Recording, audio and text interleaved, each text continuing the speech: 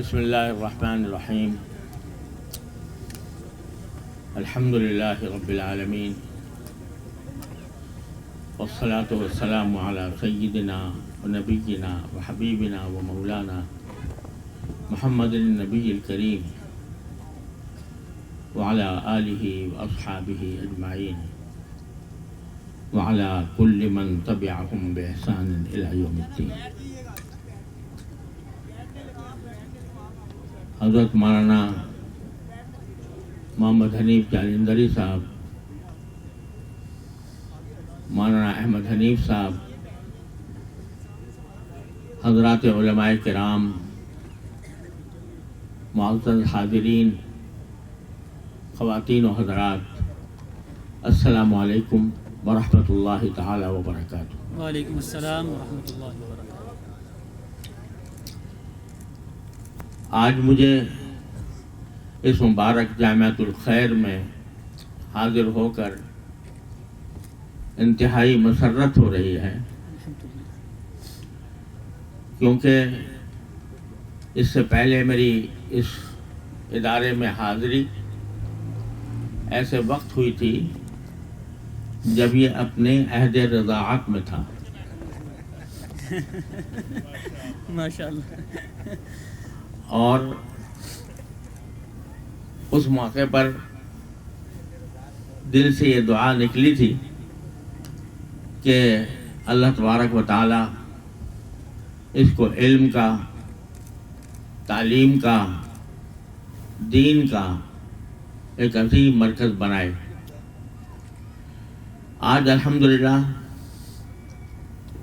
ان کوششوں کا ثمرہ اور نتیجہ چند لمحوں میں ہمارے سامنے آیا، جس سے دل باغ باغ ہوا کہ اللہ تعالیٰ کے فضل و کرم سے اس مختصر مدت میں یہ ادارہ اب عہد رضاعت سے عہد شباب تک پہنچ گیا، اور عہد شباب میں ایسی اولاد پیدا کی ہے جس کا نظارہ آپ نے دیکھا کہ ایک طرف ماشاءاللہ وہ قرآن کریم کے حفظ کی دولت سے مالا مال ہیں، اور دوسری طرف جن کو عصری مضامین کہا جاتا ہے اس میں بھی اللہ تبارک و تعالیٰ نے ان کو تکمیل کی توفیق بخشی ہے، اور دنیا کے مشہور جو کیمبرج سسٹم ہے، انگلش میڈیم کے تحت ان حضرات نے تعلیم حاصل کی ہے۔ ابھی کچھ دن ہوتے ہیں کہ مجھ سے ایک حکومت کے ایک بڑے ذمہ دار سے میری ملاقات ہوئی۔ بعض صوبوں میں الحمدللہ قرآن کریم کی تعلیم لازم کی گئی ہے، اور یہ بہت خوشائند اقدام ہے جو در حقیقت 14 اگست 1947 ہی کو ہو جانا چاہیے تھا۔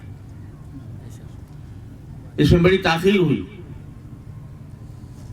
لیکن بعض صوبے ایسے ہیں کہ جنہوں نے ابھی تک اس کی طرف قدم نہیں بڑھایا۔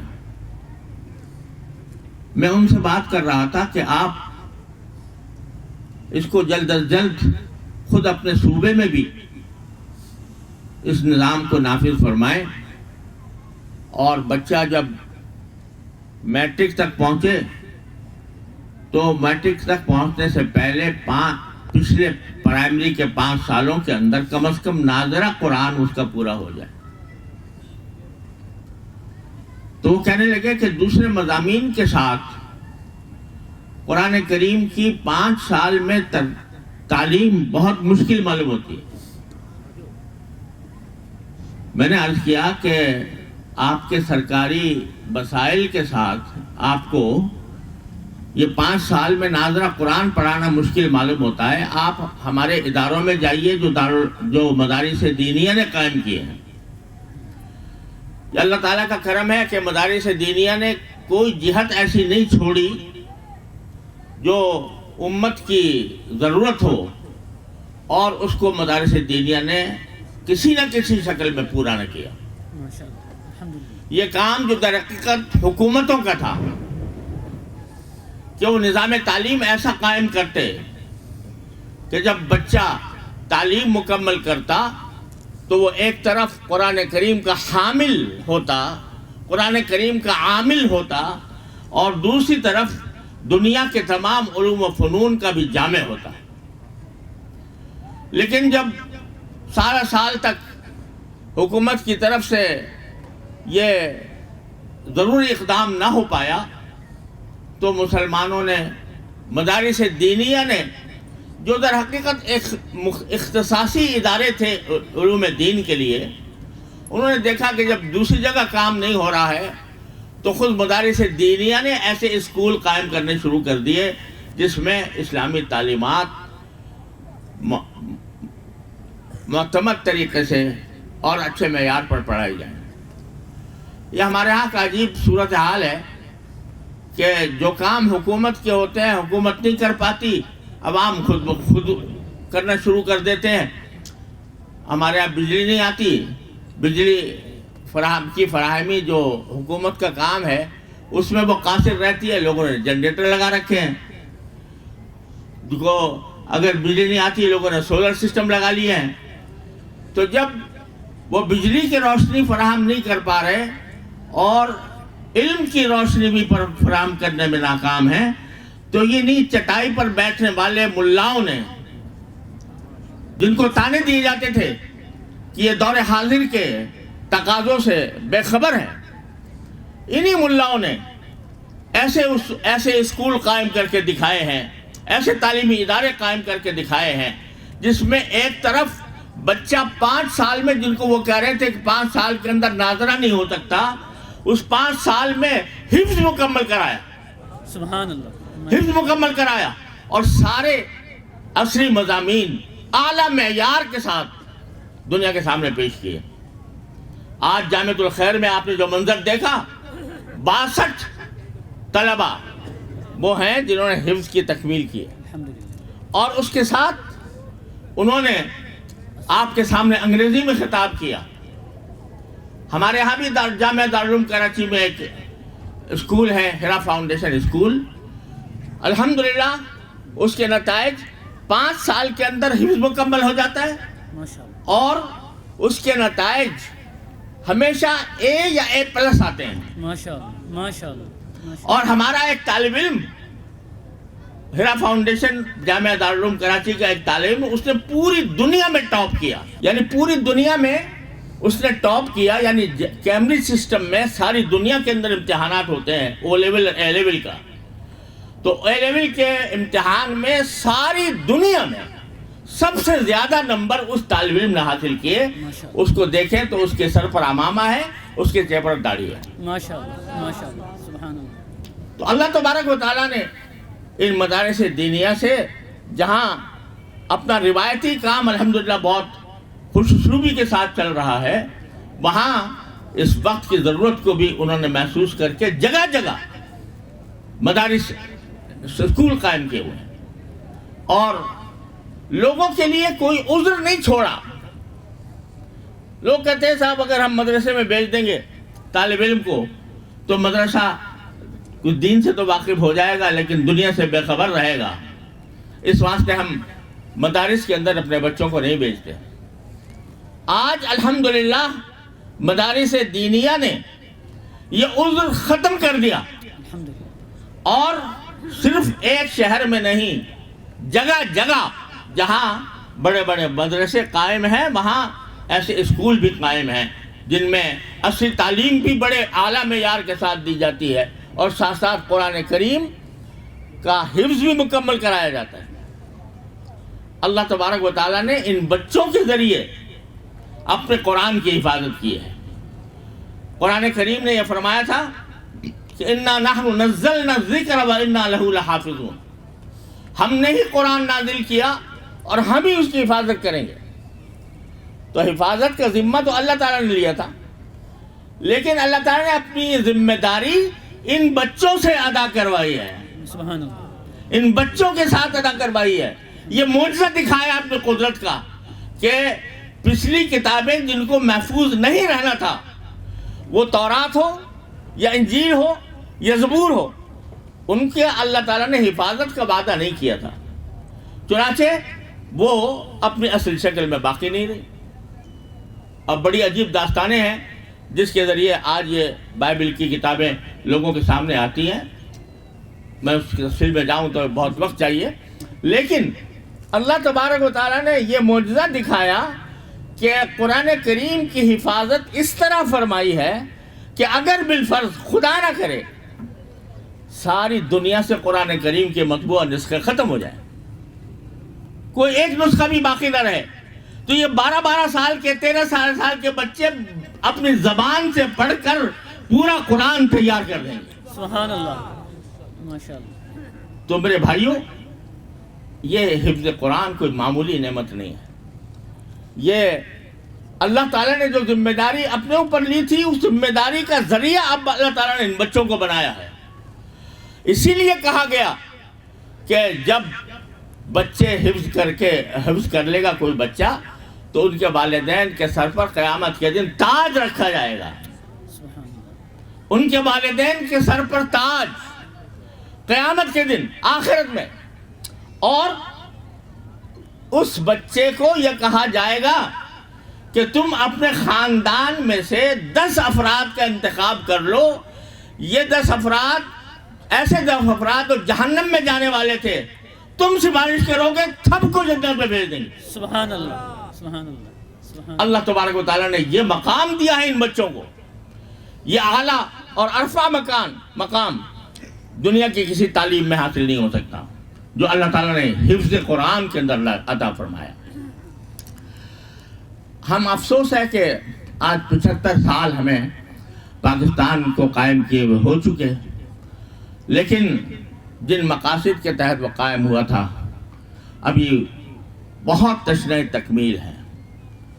نظام تعلیم ہمارا ایسا ہے، سرکاری اسکولوں میں جاؤ تو تعلیم کا فقدان ہے، اساتذہ پڑھانے کے لیے آتے نہیں، خالی پڑے ہوئے ہیں، عمارتوں کے کواڑ ٹوٹے ہوئے ہیں، پانی نہیں ملتا، اور اس طرح لوگوں کو ان تعلیمی اداروں میں بجائے کارآمد بنانے کے بیکار بنایا جا رہا ہے۔ اللہ تعالیٰ نے اپنے فضل و کرم سے یہ کچھ ادارے اس مقصد کے لیے قائم فرمائے ہیں، تو اب قوم کا بھی کچھ فریضہ ہے۔ قوم کا فریضہ یہ ہے کہ وہ اپنے بچوں کو دینی تعلیم و تربیت سے اس طرح آراستہ کریں کہ آگے چل کر وہ امت کی رہنمائی بھی کریں اور خاندان کے لیے سرمایہ افتخار بھی ہوں۔ آج پتہ نہیں کتنی مرتبہ مجھے ایک مہینے میں پتہ نہیں کتنی مرتبہ لوگوں کی شکایت ملتی ہے کہ جی ہمارا بچہ نافرمان ہو گیا، ہمارا بچہ ہم نے اس کو اعلیٰ تعلیم کے لیے مغربی یونیورسٹیوں میں بھیجا تھا، لیکن اب وہ ہماری بات ہی نہیں مانتا۔ تو اکبر الہ آبادی نے تو مرحوم نے اس زمانے میں کہہ دیا تھا کہ ہم ایسی سب کتابیں قابل ضبطی سمجھتے ہیں، ہم ایسی سب کتابیں قابل ضبطی سمجھتے ہیں کہ جن کو پڑھ کے بیٹے باپ کو خپتی سمجھتے ہیں۔ تو آج یہ منظر ہمیں نظر آ رہا ہے، اس پر بڑا فخر کیا جاتا ہے میرا بیٹا اعلیٰ تعلیم کے لیے فلاں جگہ بھیج دیا گیا ہے، اور وہ طرح طرح وہاں پر رہ کر وہاں کے معاشرے سے متاثر ہو کر وہ مغربی رنگ میں رنگ جاتا ہے، اس کو خدا کا پتہ نہیں، اس کو رسول کا پتہ نہیں، وہ نماز کی ٹکر میں مارنے کو تیار نہیں، اور والدین بعد میں آ کے روتے ہیں کہ جی ہم نے بھیجا تھا لیکن ہاتھ سے نکل گیا بچہ۔ تو کیوں ہوا ایسا؟ اس لیے کہ آپ کی ذمہ داری تھی کہ اپنے بچوں کی صحیح تعلیم و تربیت کریں۔ ماں کی آغوش سب سے پہلا مدرسہ ہوتا ہے کہ جی بچے کے لیے، وہ ماں ایسی ماں جو بچوں کو لوریوں میں بھی درس دیا کرے، جو لونیوں میں درس دے. ایسی مائیں ہوتی تھیں کہ جو دودھ پلانے سورت تلاوت کیے بغیر دودھ نہیں پلایا کرتی تھی بچوں کو, اللہ اس لیے کہ وہ چاہتی تھی کہ قرآن کریم کا نور ان کے سینے میں منتقل ہو. اللہ تعالیٰ نے ان سے کیسے لوگ پیدا کیے. آج نہ ماں کو فکر ہے نہ باپ کو فکر ہے کہ میرا بچہ وہ آگے چل کر کیا بنے گا. اتنا تو ضرور ہے کہ بھئی تھوڑی سی اس کو ڈگریاں دلوا دیں, لیکن ڈگریاں دلوانے کے بعد بے شک وہ ماسٹر بن گیا, وہ گریجویٹ بن گیا, وہ پی ایچ ڈی ہو گیا, وہ ماسٹر کہلانے لگا, لیکن صحیح انسان بھی بنا کہ نہیں, مسلمان بھی بنا کہ نہیں. یہ تصور ذہنوں سے اوجھل ہوتا جا رہا ہے. تو میرے بھائیوں اور بہنوں, یہ جو اجتماع ہوتے ہیں ویسے تو عام طور پر یہ سمجھا جاتا ہے کہ یہ رسمی نوعیت کا اجتماع ہے.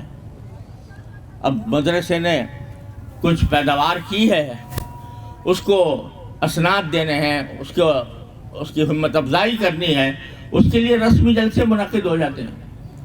لیکن حقیقت میں یہ جلسے ایک پیغام ہیں پوری امت کے لیے کہ ان بچوں کی طرح اپنے بچوں کو بناؤ جو ایک طرف حفظ قرآن کی دولت سے مالا مال ہے اور دوسری طرف جو علوم کے دوسرے شعبے ہیں ان کے اندر بھی انہوں نے معیاری تعلیم حاصل کی ہے. یہ فکر جب تک ماں باپ کے اندر پیدا نہیں ہوگی اس وقت تک ہمارے معاشرے کے مسائل حل نہیں ہوں گے. حکومت بھی اسی کی مانتی ہے کہ جو عوام کا ایک ہجوم لے کر اور اس کے اوپر چڑھ جائے. ہمارے انگریز کے زمانے سے افسوس ہے کہ انگریز کے زمانے سے آج تک یہی طرز عمل آتا ہے کہ عقل اور دلیل کی بنیاد پر اگر کوئی بات ہم سے آ کر کہو وہ ردی کی ٹوکری میں ڈال دی جائے گی. لیکن اگر ہمارے ساتھ تم ایک مجمع لے کر آ جاؤ جو پتھر برسائے, جو سنگماری کرے, جو جلاؤ گھیراؤ کا کام کرے, جتنا تکڑا جوتا لے کر آؤ گے اتنا ہی تمہاری بات مان لی جائے گی. یہ ایک مزاج ہے جو انگریز کے زمانے سے چلا تھا اور افسوس ہے کہ آج تک قائم ہے. ہم آج جب اپنے دینی مدارس کے بارے میں کوئی یہ نہیں کہتے بھئی ہمیں پیسے دے دو ہمارے دینی مدارس کے چلانے کے لیے, ہم یہ نہیں کہتے کہ ہمارے دینی مدارس کو کوئی امداد دے دو. ہم نہ صرف یہ کہ امداد آپ سے مانگتے نہیں, اگر آپ دیں گے بھی تو نہیں لیتے, سبحان اللہ. لینے کے لیے تیار نہیں ہے. صرف اتنی بات ہے کہ بھئی ہمیں رجسٹریشن کرا دو ایسے کہ جس کے بعد ہماری آزادی اور خود مختاری برقرار رہے. صرف اتنا مطالبہ ہے. لیکن یہ مطالبہ مولانا حنیف جالندری پوری تاریخ ہے اس بات کی کہ کون سے سن سے یہ گفتگو آپ کی چلتی رہی ہے. 1980 سے سن 1980 سے بیٹھتے ہیں, معقولیت سے بات کرتے ہیں, دلائل دیتے ہیں, کوئی اعتراض ہوتا ہے تو اس کے جواب دیتے ہیں, معقولیت کے ساتھ سمجھانے کی کوشش کرتے ہیں. لیکن مسئلہ آج بھی 1980 سے لے کر 2022 میں وہی کھڑا ہے. یہ ذہنیت جب تک حکومت اپنی تبدیل نہیں کرے گی کہ وہ ڈنڈے کے بجائے عقل اور دلیل کی قوت کو مانے تو اس وقت تک ہمارے حالات اچھے نہیں ہو سکتے. اور جب تک ہمارے عام بہن بھائی وہ اس کی اہمیت نہ سمجھیں کہ ہم جو بچے تیار کر رہے ہیں یہ ہمارے لیے صدقہ جاریہ ہیں. اگر یہ بچہ نیک بن گیا, اچھا اخلاق والا, اچھے اخلاق اور اچھے کردار والا بن گیا, اچھا علم رکھنے والا بن گیا, تو یہ میرے لیے آخرت میں صدقہ جاریہ ہوگا. جب تک یہ زندہ رہے گا اور جب تک اس کا کوئی مفید کام دنیا کے سامنے آئے گا اس کا ثواب مجھے ملتا رہے گا. اور اس کے برعکس اگر میں ایک ایسی اولاد چھوڑ کر جا رہا ہوں جو بے دین ہے, جو ملحد ہے, جو سیکولر نظریات کی حامل ہے, تو اس کا ببال بھی میری گردن پر ہے کہ میں نے اس کی تربیت صحیح طریقے سے انجام دینے کی کوشش نہیں کی. تو میرے بھائیوں اور بہنوں اور دوستوں, اس موقع پر ماشاءاللہ بڑا سحر انگیز قسم کا مظاہرہ آپ نے دیکھا کہ کس طرح اس ادارے نے ماشاءاللہ ترقی کی اور اتنی بڑی جماعت دوسرے مضامین کی اعلیٰ تعلیم کے ساتھ ان کی تکمیل کرا دی. تو ہر مسلمان کا فریضہ ہے کہ وہ اس جیسے اداروں میں چندے کی بات، چندہ تو اللہ تعالیٰ دیتا ہے، بے شک بے شک. چندے کی اپیل ہم نے آج تک نہیں کبھی کی. یہ ادارے اللہ تعالیٰ چلاتا ہے. بے شک. جب ہم سے پوچھتا ہے کوئی شخص کہ بھائی تمہاری آمدنی کہاں سے ہوتی ہے، واللہ ہمارے پاس جواب نہیں ہے اللہ اکبر. کہ کہاں سے آتی ہے، صرف اللہ تبارک و تعالیٰ دیتا ہے. اس لیے ہم کبھی چندے کی اپیل بھی نہیں کرتے. اور اللہ تعالیٰ جب ضرورت پڑتی ہے اللہ تعالیٰ سے مانگتے ہیں، وہ اللہ تعالیٰ دلوں میں ڈالتا ہے. لوگ چل چل کر، مشقتیں اٹھا کر، ٹائم لے کر اور آ کر کچھ پیش کر جاتے ہیں. اللہ اکبر. یہ میرے اللہ کا کرم ہے. الحمدللہ. تو ہم پیسہ نہیں مانگتے، ہم چندہ نہیں مانگتے، لیکن ہم یہ مانگتے ہیں کہ ان کو اولاد کا چندہ دو، اپنی اولاد کا چندہ دو، کہ اپنی اولاد کو ان اداروں کے اندر پڑھانے کے لیے اپنی ہمت تازہ کرو. اور اگر آپ نے یہ کام کر لیا، اگر قوم نے یہ سمجھ لیا کہ ہمارا ملک، ہماری قوم، ہماری ملت وہ اس کے بغیر ترقی نہیں کر سکتی، جبکہ ہم اپنے بچوں کو ٹھیک دینی تربیت کے ساتھ اعلیٰ تعلیم نہ دلوائیں، اس وقت تک ہمارے ملک کے حالات بدل نہیں سکتے.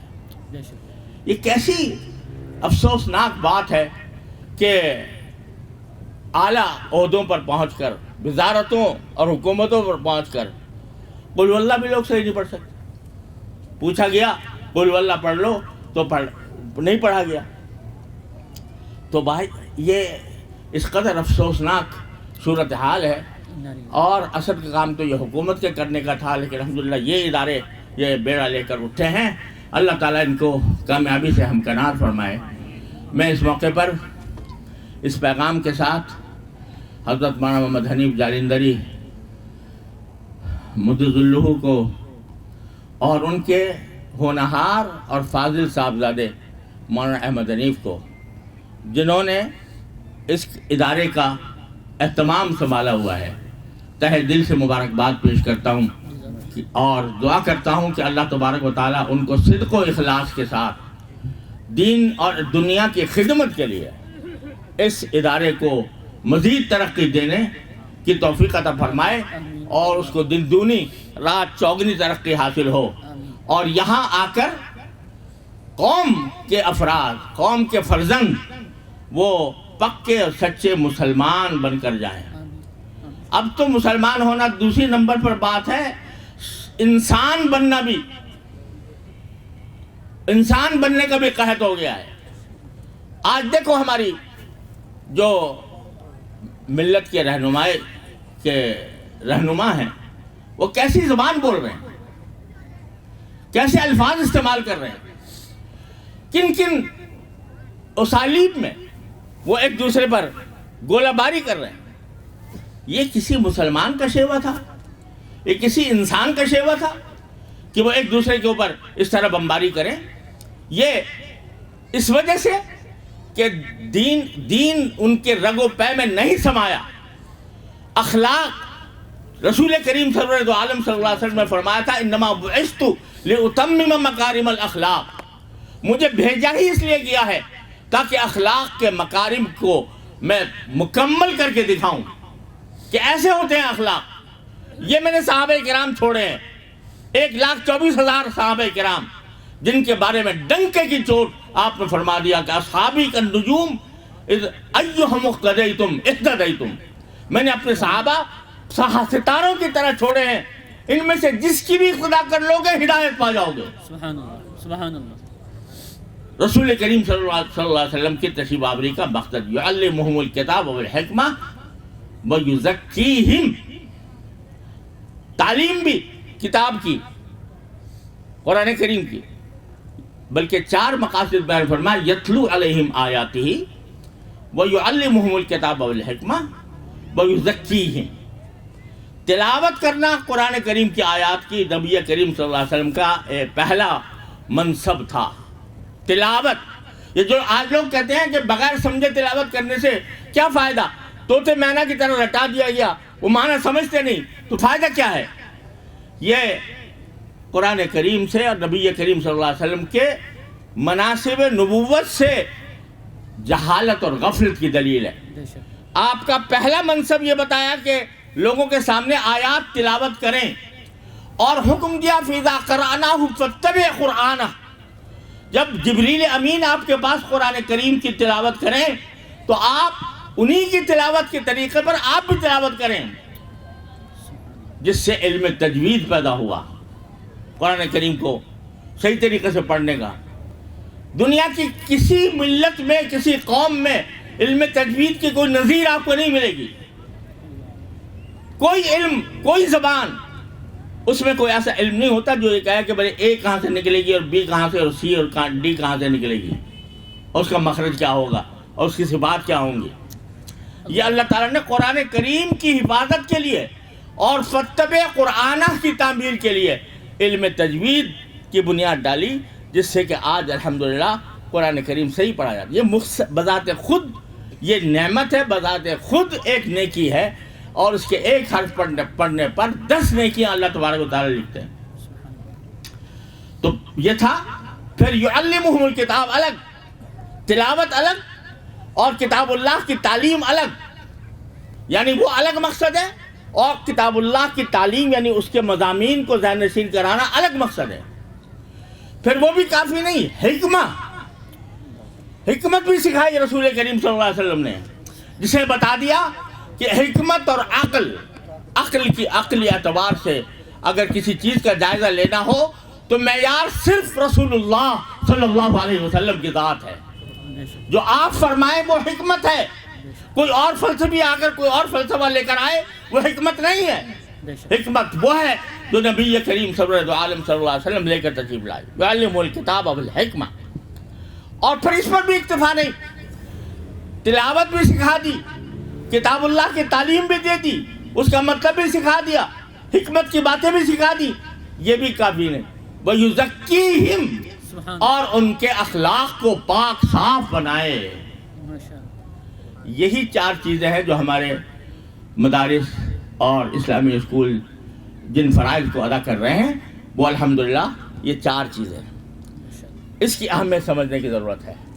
اللہ تبارک و تعالیٰ اپنے فضل و کرم سے ہمیں صحیح راستے پر رکھے اور ان اداروں کو مزید ترقیات ظاہری اور باطنی عطا فرمائے۔